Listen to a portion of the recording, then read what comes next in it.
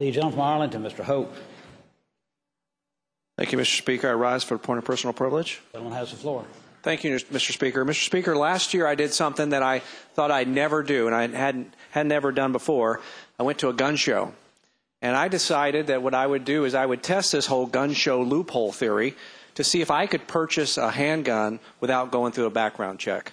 And you know what, Mr. Speaker? It was easier than I ever imagined.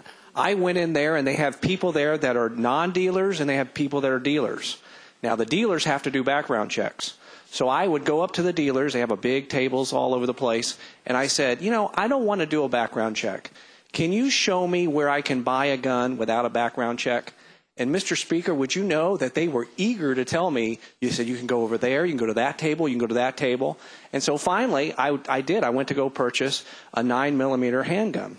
And so I was able to do it. It took me about 15 minutes. And if you've never done this before, you should try it. All I had to do was show them my driver's license, and that's it. And I said, do you mean you don't have to do a background check?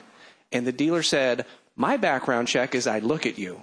And I look, do you look like a felon today? Didn't look like a felon today. And the friend that was there with me said, I can vouch for him. He's not a felon. And so I was able to purchase a gun.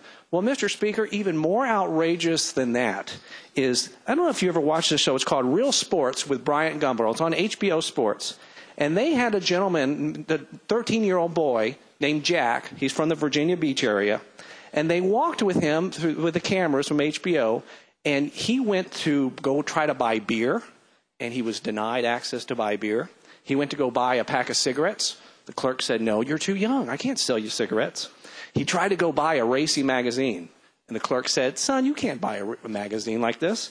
He went to go buy a lottery ticket. They said, no, you can't buy a lottery ticket. You're too young. Then he went to a gun show. And wouldn't you know it, Mr. Speaker and ladies and gentlemen of the House, he walked out buying a rifle. And you know what? He did so legally. There is nothing to prevent him from buying a rifle at 13 years of age. Mr. Speaker, ladies and gentlemen of the House, there is something wrong with Virginia's laws to allow a 13-year-old to say he can't buy a lottery ticket, he can't buy beer, and he can't buy cigarettes, but he can walk into a gun show and purchase a rifle legally. We need to change our laws, Mr. Speaker. Thank you very much.